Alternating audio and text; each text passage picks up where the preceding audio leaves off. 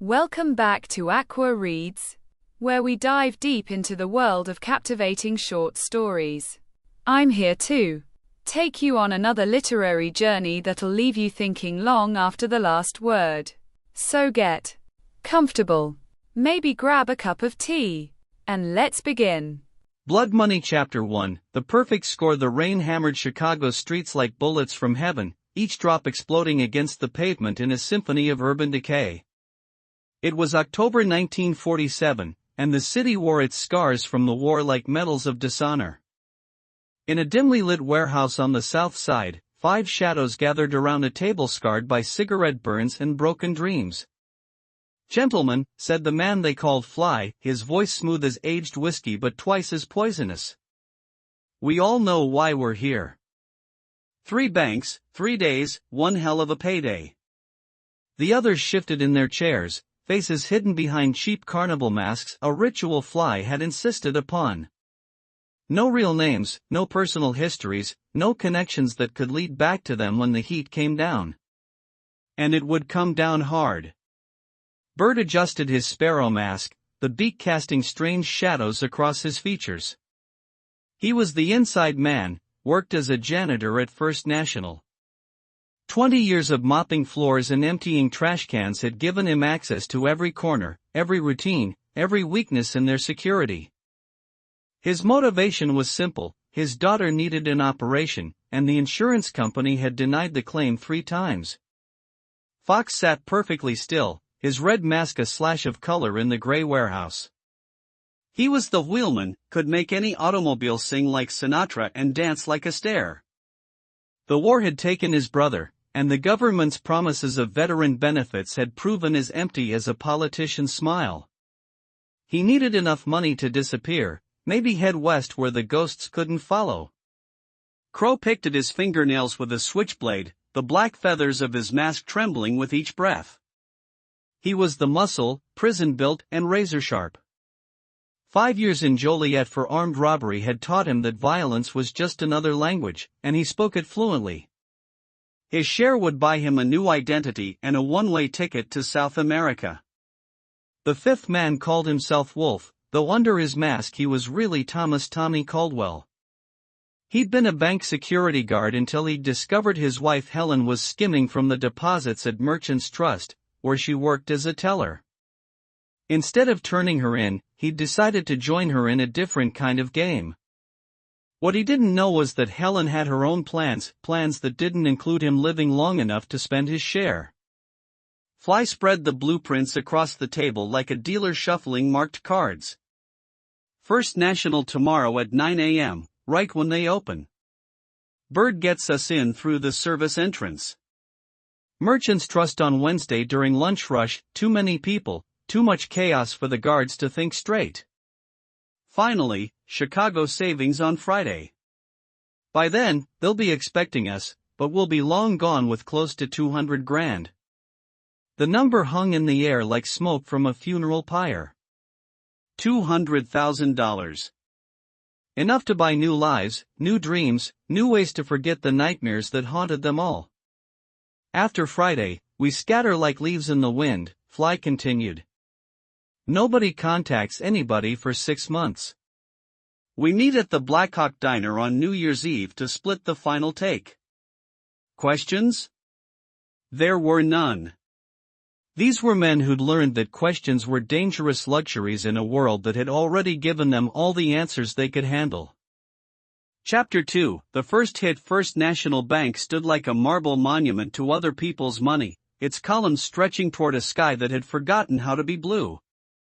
At 8:47 a.m., Bird pushed his janitor's cart through the service entrance, nodding to the security guard who barely looked up from his morning paper.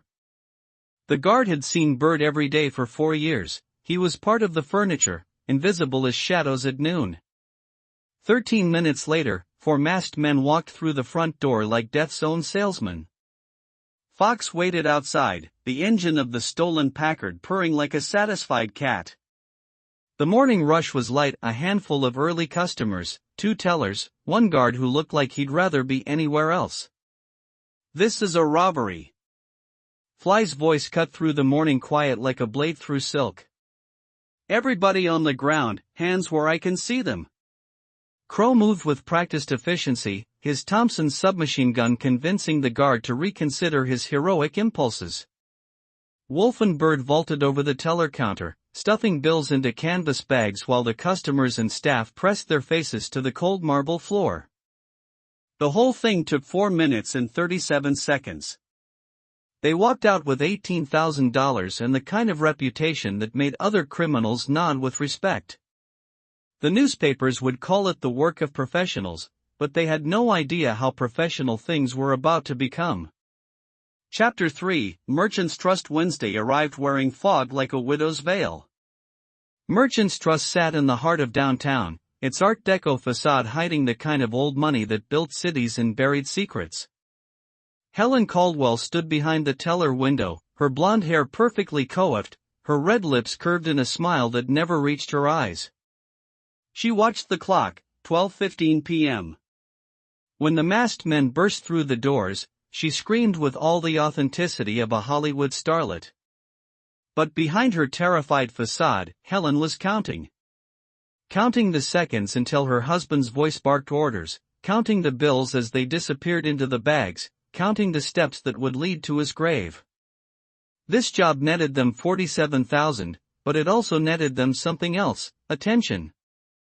Detective Ray Kowalski stood in the empty bank 2 hours later, his weathered face studying the scene like a priest reading scripture.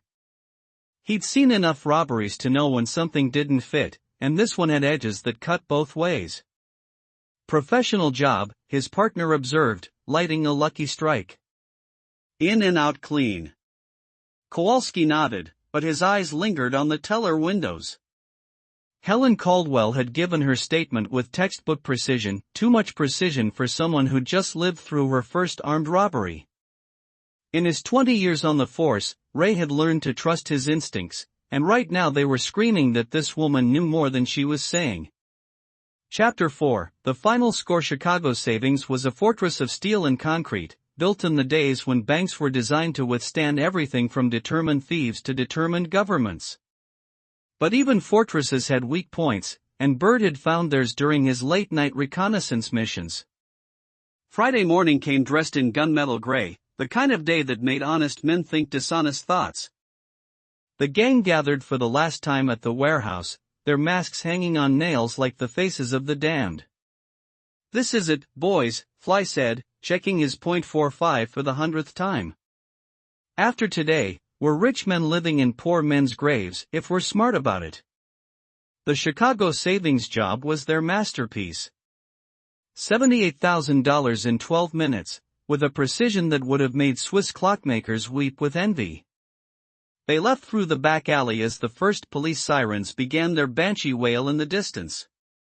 But as they loaded the money into Fox's Packard, none of them noticed the tall figure watching from the shadows across the street.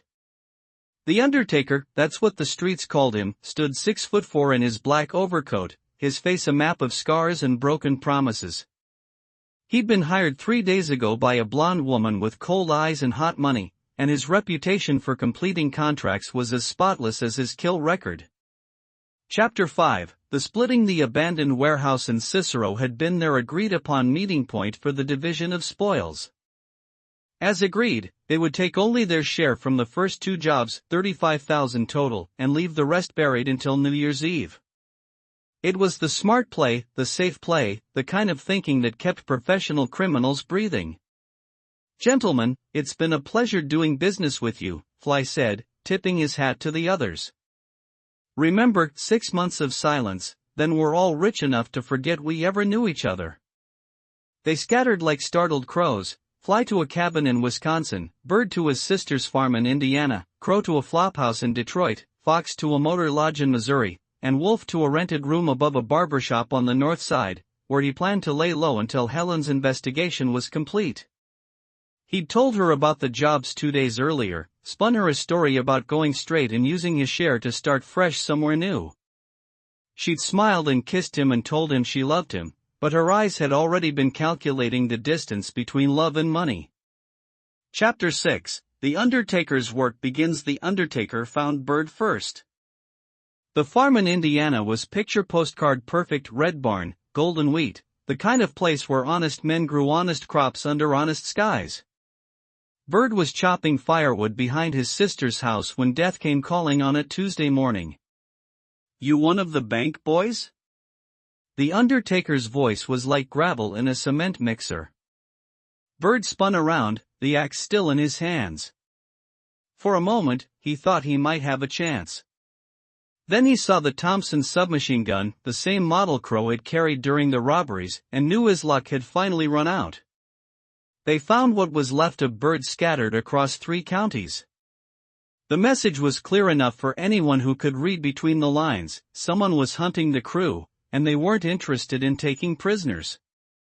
Chapter 7, Fox's Last Drive. Fox heard about Bird on the radio while he was tuning up the Packard in a Missouri garage.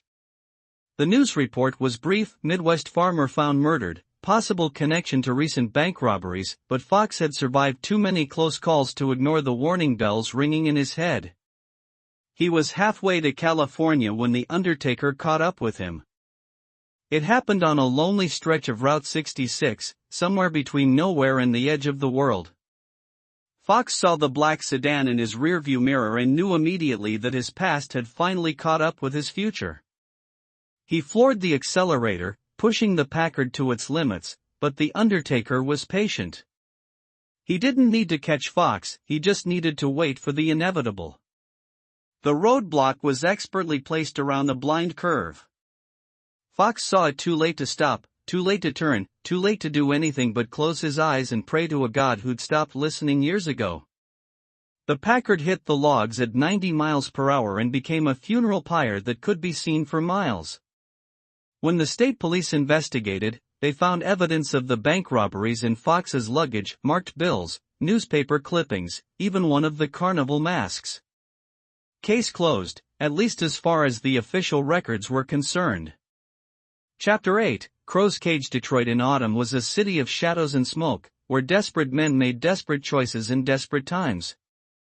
Crow had found a room in a flophouse that charged by the week and didn't ask questions about the past.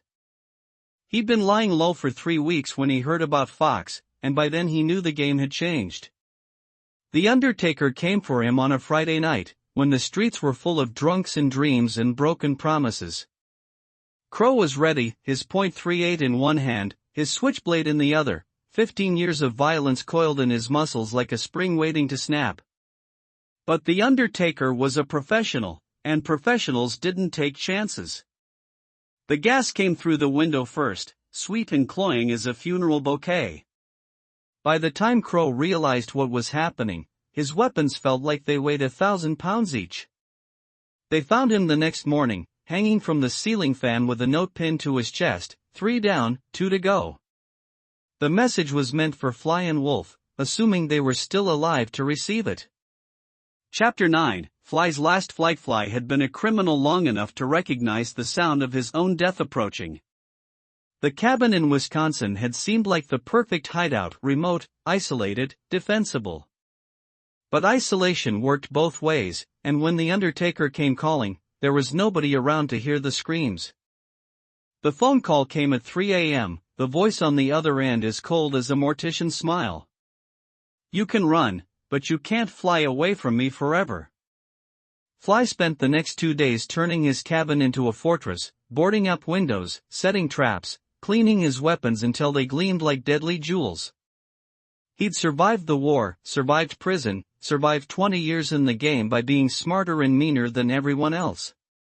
He wasn't about to let some hired killer end his story. But the undertaker didn't come through the front door or the back door or even through the windows. He came through the earth itself, tunneling out through the root cellar like some pale worm from hell. Fly's last sight was the muzzle flash from a sawed-off shotgun, his last thought a bitter recognition that even the smartest rat could be trapped if you knew which holes to plug. The undertaker left Fly's body where it fell and walked back to his car, 4 down and 1 to go. The blonde woman was paying him well, but more than that, he took professional pride in completing his contracts. Wolf was the last name on his list, and after Wolf, he could retire to Florida like he'd always planned. Chapter 10, Wolf's Realization. Tommy Caldwell, Wolf, read about Fly's death in the Tribune while eating breakfast at a diner near his rented room. The official story was a hunting accident, but Tommy had learned to read between the lines. 4 men dead in 2 weeks, all connected to the bank jobs, all killed in ways that sent a clear message to anyone smart enough to understand it. Someone was hunting them. Someone professional, methodical, thorough. Someone who knew exactly who they were and where to find them. Tommy's first instinct was to run, but something held him back. A nagging feeling that he was missing something important, some connection that would explain how their perfect crime had become a perfect nightmare. He thought about the jobs, replaying each robbery in his mind, looking for the moment when everything had gone wrong. It was while he was thinking about the merchant's trust job that the pieces finally clicked into place. Helen behind the teller window, her perfectly performed panic, her too precise statement to the police. Helen, who had access to the bank's records and could have easily identified the stolen bills. Helen, who knew about his criminal past and his connection to the other robberies. Helen, who had smiled and kissed him and told him she loved him while already planning his funeral. Tommy's blood turned to ice water as the full scope of his wife's betrayal hit him. She'd hired the undertaker to eliminate the entire crew, planning to keep all the money for herself. It was brilliant, ruthless, and completely in character for the woman he'd thought he knew. He had to find her before she found him. Chapter 11, The Hunter Becomes the Hunted. The undertaker was waiting in Tommy's rented room when he returned from the diner. The tall man sat in the single chair like death taking a coffee break, his black overcoat draped around him like funeral shroud. His pale hands rested on the Thompson submachine gun across his knees. "You're a hard man to find, Wolf," he said, his voice carrying the faint trace of an accent Tommy couldn't place. "But not as hard as your friends." "They weren't my friends," Tommy replied, his hand inching toward his .38. "Just business partners." "Business?" The undertaker smiled, but it was the kind of smile sharks showed to seals. "Yes, I understand business. Your wife hired me to clean up some loose ends. She's quite the businesswoman. How much is she paying you?" "Enough." The undertaker shifted the Thompson slightly. "She wants this to look like a suicide. Guilt over the robberies, remorse for your crimes, a loving husband who couldn't live with what he'd become." "Very touching." Tommy's mind raced, calculating angles, distances, possibilities. The undertaker was a professional, but so was he, in his own way. And desperate men had advantages that professionals sometimes overlooked. "Before you kill me," Tommy said, "I'd like to know why she really wants me dead." "It's not just about the money, is it?" The undertaker considered this. "She didn't hire me to kill you because of the robberies. She hired me because of what you found out about her other activities. The skimming was just the beginning.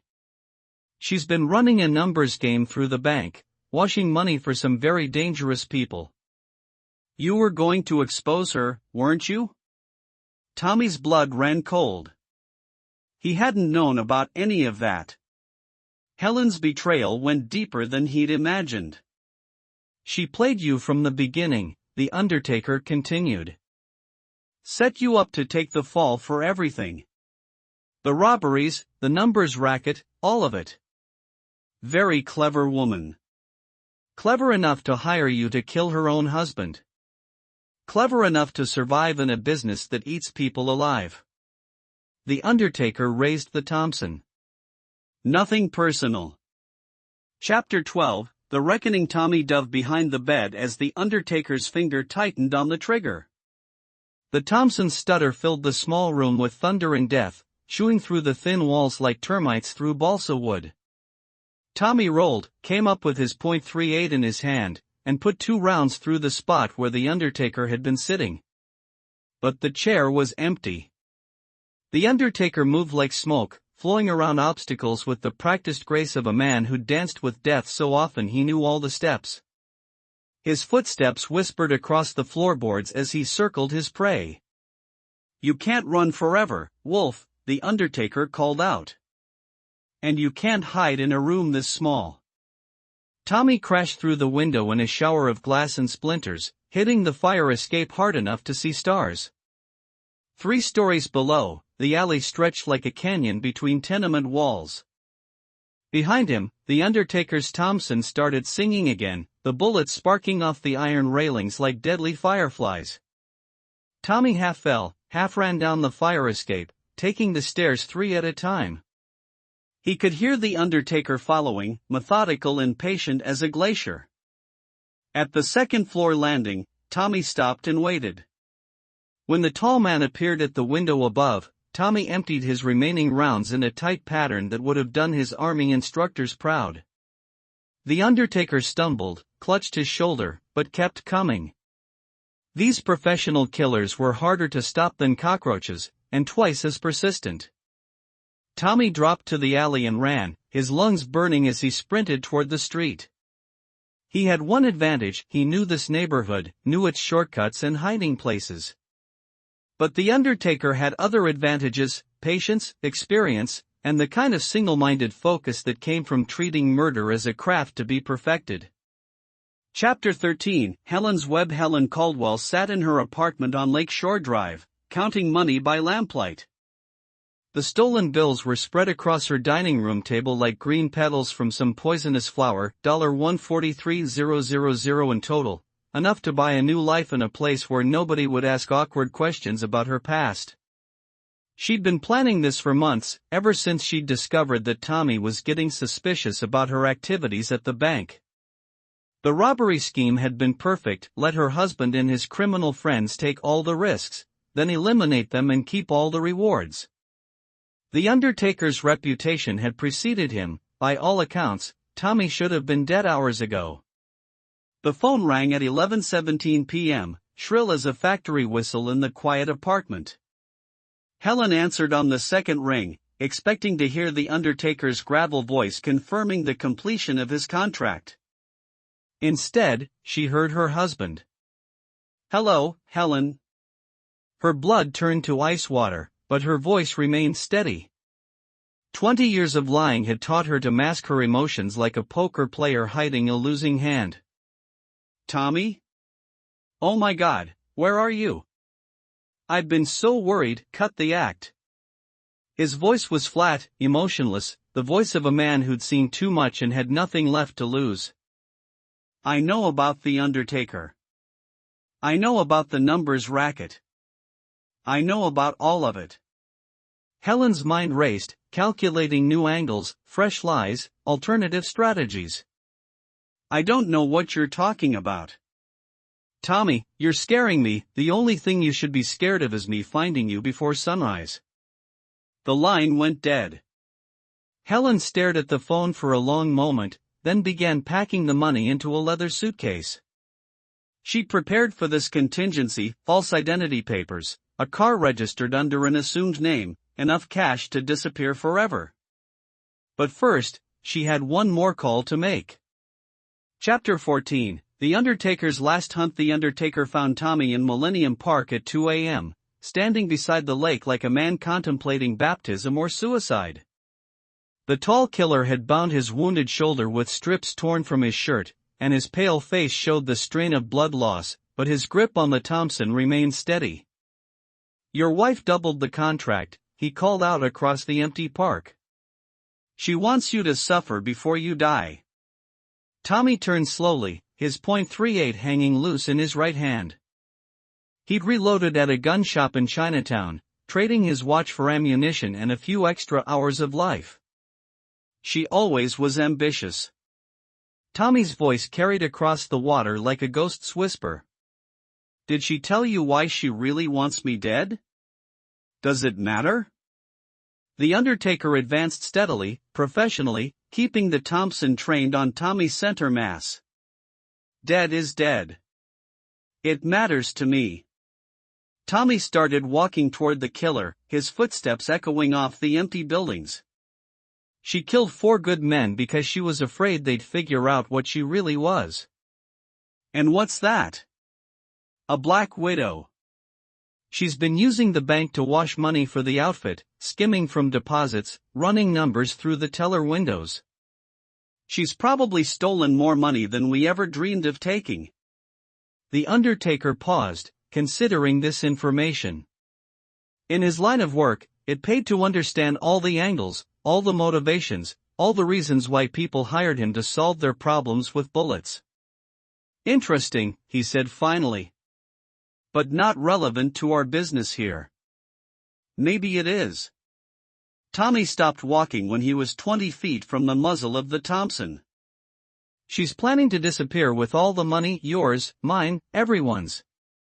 What makes you think she'll pay you when this is finished? For the first time since their confrontation began, the undertaker hesitated. He'd been in the killing business long enough to recognize the signs of a client who might try to eliminate the help once the job was done. And Helen Caldwell had already demonstrated a remarkable talent for betrayal. "You're trying to save your own life," he said. "I'm trying to save both our lives." Tommy raised his hands, but kept the .38 visible. "She's using both of us, just like she used everyone else. The only difference is, you're too professional to see it coming." The undertaker's pale eyes studied Tommy's face, looking for lies, for deception, for the kind of desperate manipulation that dying men always tried. But all he saw was the terrible honesty of a man who'd run out of options. "What are you proposing?" "A partnership. We take her down together, split whatever money she's stolen, then go our separate ways. You get paid, I get revenge, and Helen gets exactly what she deserves." The undertaker lowered the Thompson slightly. "And if you're lying to me?" Tommy smiled, but it was the smile of a wolf who'd caught the scent of blood. "Then you can kill me after we kill her. Either way, you complete your contract." Chapter 15, The Black Widow's Parlor. Helen's apartment was a shrine to expensive tastes and stolen money. Persian rugs covered hardwood floors, oil paintings adorned silk-covered walls, and crystal decanters caught the light like captured rainbows. She'd built her web carefully over the years, but now the threads were beginning to unravel. She was loading the last of the money into her suitcase when she heard the elevator arrive at her floor. Helen's apartment was the only one on the 15th floor. Privacy had always been worth the extra expense, so there was only one reason for the elevator to stop there at 3 a.m. Tommy had found her. Helen pulled a nickel-plated .32 from her purse and checked the cylinder. 6 rounds, more than enough to finish what the undertaker had apparently failed to complete. She'd always known this moment might come, had prepared for it the way other women prepared for social functions. The soft knock on her door was almost polite, the kind of knock a gentleman might make when calling on a lady. Helen approached the door carefully, the .32 hidden behind her back. "Who is it?" "Telegram for Mrs. Caldwell." The voice was unfamiliar, professionally neutral. Helen smiled. Tommy was cleverer than she'd given him credit for, but not clever enough. She unlocked the door and opened it 6 inches, keeping the chain engaged. The undertaker's pale face appeared in the gap, his cold eyes meeting hers. "Good evening, Mrs. Caldwell. We need to talk." Chapter 16, The Final Confrontation. Helen slammed the door shut and reached for the chain, but the undertaker's boot was already wedging into the gap. The wood splintered as he forced his way inside, the Thompson cradled in his arms like a deadly baby. "Where's Tommy?" Helen demanded, raising the .32. "Right behind me," Tommy's voice came from the hallway. He stepped into view, his own gun trained on Helen's back. "Hello, sweetheart. Miss me?" Helen's mind raced through her options like a computer calculating impossible equations. 2 men, 2 guns, nowhere to run. But she'd been in tight spots before, had always found a way to turn disadvantage into opportunity. "I can offer you both more money than you've ever seen," she said, her voice steady despite the circumstances. I've got connections, resources, accounts in 3 different banks. We can all walk away from this rich. Tommy laughed, but it was the laugh of a man who'd learned the punchline to a joke that had never been funny. Like you walked away from bird? From fox? From crow and fly? They were loose ends, Helen replied. Liabilities that had to be eliminated for everyone's safety. Including mine? Especially yours. Helen's mask finally slipped, revealing the cold calculation beneath her beautiful facade. You were getting too close, asking too many questions. I couldn't let you expose everything I'd built. The Undertaker shifted position slightly, angling for a cleaner shot. She's right about one thing, you were all liabilities. But so is she. Helen spun toward the Undertaker, the .32 coming up in a smooth arc. She was fast, professionally trained, deadly accurate at close range. But she was also outnumbered by men who'd spent their entire adult lives learning how to kill and how to avoid being killed. Tommy's .38 barked first, the bullet catching Helen in the shoulder and spinning her around. The Undertaker's Thompson chattered its deadly song, 3 rounds center mass, ending Helen's schemes with professional finality. She collapsed beside her dining room table, the stolen money fluttering around her like green snow. Her last sight was Tommy standing over her, his face as emotionless as a tombstone. Nothing personal, he said, echoing the Undertaker's earlier words. Helen tried to speak, but all that came out was blood. She'd lived by betrayal and died by betrayal, and there was a certain poetic justice in that symmetry. Chapter 17, Division of Spoils. Tommy and the Undertaker stood in Helen's apartment, surrounded by the evidence of her crimes. The money on the table was just the beginning. They'd found bank records, account numbers, safety deposit box keys, and enough documentation to expose a criminal network that reached into the highest levels of Chicago's financial district. Split it down the middle, the Undertaker asked, his professional demeanor never wavering despite the bodies and blood around them. Tommy considered this. Half of Helen's stolen fortune would be more than enough to disappear forever, to buy a new identity and a clean slate somewhere far from Chicago's shadows. But there was something else to consider. The Undertaker was a professional killer who'd just witnessed Tommy commit murder. That made Tommy a liability, and the Undertaker had already demonstrated his approach to liability management. There's something else we need to discuss, Tommy said carefully. The fact that I just killed your client. The Undertaker nodded. I was wondering when you'd bring that up. Does that make me a loose end? It makes you a partner in a very lucrative business venture. The Undertaker smiled, and for once it seemed almost genuine. Helen hired me to kill 5 men for $50,000. But Helen's estate is worth considerably more than that. I'd call that a successful renegotiation of terms. Tommy relaxed slightly, but kept his .38 ready. In his experience, professional killers were only trustworthy as long as their interests aligned with yours. What about the bodies? The police will be asking questions. Let them ask. The Undertaker began gathering the money into neat stacks. Helen Caldwell was running a criminal enterprise that threatened some very powerful people. Her death will be seen as an occupational hazard, not a police matter. Chapter 18, The cleanup. They worked through the night, erasing evidence, planting false clues, constructing a narrative that would satisfy the authorities without implicating either of them. The Undertaker was as methodical in covering his tracks as he had been in hunting his targets, and Tommy found himself grudgingly impressed by the man's professionalism.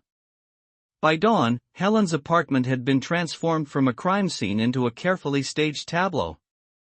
The money was gone, the documents were destroyed, and Helen's body was positioned to suggest a suicide motivated by guilt over her criminal activities. The .32 in her hand would show powder burns consistent with self-infliction, and the note on her typewriter would confess to the bank robberies and express remorse for the deaths of her accomplices. The police will find what they expect to find, the Undertaker explained as they prepared to leave. A criminal conspiracy that ended in betrayal and death. Case closed. Tommy took one last look at his wife's body, feeling nothing but a cold satisfaction. Helen had played the game better than most, but she'd made one fatal mistake: she'd underestimated the men she was trying to manipulate. "What now?" he asked. "Now we disappear. You go your way, I go mine, and we never see each other again." The Undertaker adjusted his black overcoat, once again the picture of professional dignity. "Unless, of course, you ever need my services." Tommy considered this offer. "What makes you think I'd ever hire a professional killer?" The Undertaker's pale eyes met his. "Because you just discovered how good you are at being one. And in my experience, that kind of talent doesn't stay buried forever." Epilogue: New Year's Eve. The Black Hawk Diner sat empty on New Year's Eve 1947, its neon sign flickering against the winter darkness like a dying star. The scheduled meeting of the bank robbery crew would never happen. 4 men were dead, 1 had disappeared, and their secrets were buried deeper than their bodies. Detective Ray Kowalski sat in his office, reviewing the case files one last time. The official version was neat, tidy, wrapped up with a bow. Helen Caldwell had been the mastermind behind the robberies, using her husband and his criminal associates to steal money that she then tried to keep for herself. When the scheme collapsed, she'd hired a professional killer to eliminate the witnesses, then committed suicide when the guilt became too much to bear. It was a good story, supported by evidence and corroborated by witness statements. But Ray had been a cop too long to believe in neat, tidy endings. Something about the case still bothered him, like a splinter under the skin that you couldn't quite reach. The phone rang at 11:47 p.m., 13 minutes before the new year. Ray answered with his name, expecting another domestic disturbance or New Year's Eve celebration gone wrong. Instead, he heard a voice he'd never heard before, cultured and calm, with just a trace of an accent he couldn't place. "Detective Kowalski? I have some information about the Caldwell case that might interest you." "The case is closed," Ray replied. "Helen Caldwell is dead, her accomplices are dead, and the money has been recovered." "Not all of it." The voice paused, as if considering how much to reveal. "There's a safety deposit box at Merchants Trust, registered under the name Margaret Sullivan. You'll find it quite illuminating." The line went dead, leaving Ray staring at the phone in confusion. He sat for a long moment, then reached for his coat. In his experience, anonymous tips on closed cases were either worthless or worth their weight in gold. And something about this particular tip suggested it was the latter. Meanwhile, in a train compartment somewhere between Chicago and nowhere, Tommy Caldwell counted his money for the 100th time. $173,000, enough to buy a new life in a place where Tommy Caldwell had never existed. He'd already decided on his new name, Thomas Clark, and his new profession. Maybe a small-town banker, someone who understood the value of other people's money and the importance of keeping it safe. In the seat across from him, a newspaper lay folded to the obituary section. Helen Caldwell's death notice was small, respectful, giving no hint of the chaos and betrayal that had defined her final months. Tommy read it once more, then tossed the paper out the window, watching it disappear into the darkness like a ghost returning to the grave. The train whistle blew as they crossed into Indiana, carrying Tommy toward his new life and away from the shadows that had defined his old one. Behind him, Chicago's lights faded into memory, but ahead lay possibilities he'd never dared to dream. As for the Undertaker, he'd already vanished into the urban maze of America's cities, a professional ghost with a new bank account and old habits. Somewhere in Florida, he was already scouting locations for his retirement, a small house near the ocean, where the sound of waves would drown out the echoes of gunfire that followed him through his dreams. But retirement would have to wait. In his coat pocket, he carried 3 new contracts, each one promising enough money to make the Chicago job look like pocket change. The war had created a lot of desperate people with desperate problems, and desperate people were always willing to pay premium prices for permanent solutions. The undertaker smiled as he boarded a southbound train, his pale hands folded over the handle of his black leather briefcase. Inside were the tools of his trade, clean, efficient, professional. He'd learned long ago that death was just another form of business, and business, as they said, was booming. Final chapter, The Last Truth. 6 months later, Detective Ray Kowalski sat in a federal courthouse in downtown Chicago, watching as a parade of banking officials were led away in handcuffs.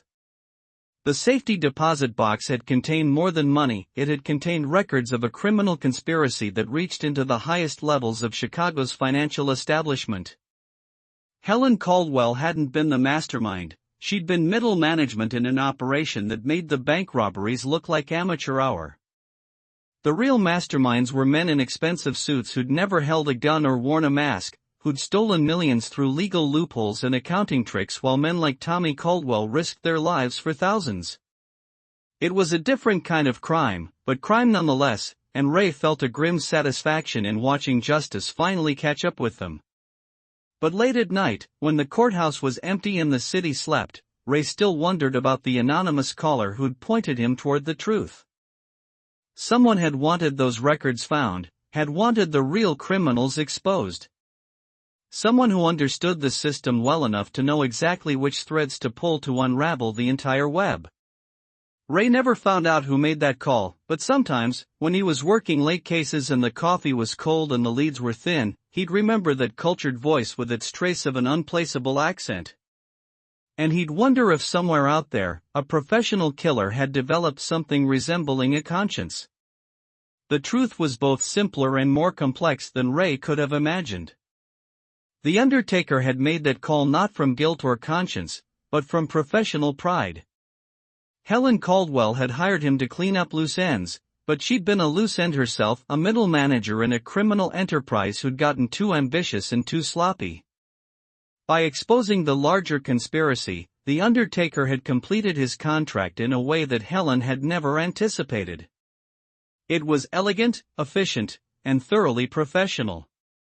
The loose ends were tied up, the real criminals were punished, and the system had been cleaned of its corruption. The undertaker had done exactly what he'd been hired to do, just not in the way anyone had expected.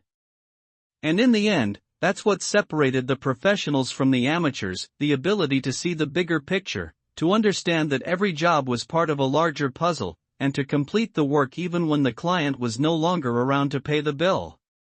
The bank heist was over. The criminals were dead or disappeared. Justice, in its own twisted way, had been served. But somewhere in America, in small towns and big cities, in places where desperate people made desperate choices, the game continued. New players took the stage, new schemes were hatched, new betrayals were planned. The only constants were greed, fear, and the eternal human capacity for self-destruction.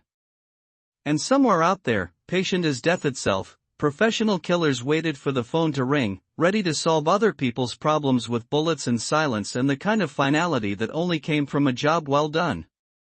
The undertaker was right about one thing: talent like that didn't stay buried forever. It just changed names, changed faces, changed locations. But the game itself never ended. It just got better at hiding. The end author's note: this story is a work of fiction set in the noir tradition of 1940s crime fiction. While inspired by the themes and aesthetics of classic noir films and novels, all characters and events are entirely fictional. The story explores themes of betrayal, justice, and the corrupting influence of greed against the backdrop of post-war America, when the country was struggling to redefine itself after the trauma of World War II. That's a wrap on today's story. If this tale pulled you in like it did me, smash that like button and subscribe for more short stories every week. What should read next? Let me know in the comments below. Until next time, keep those pages turning. Quote.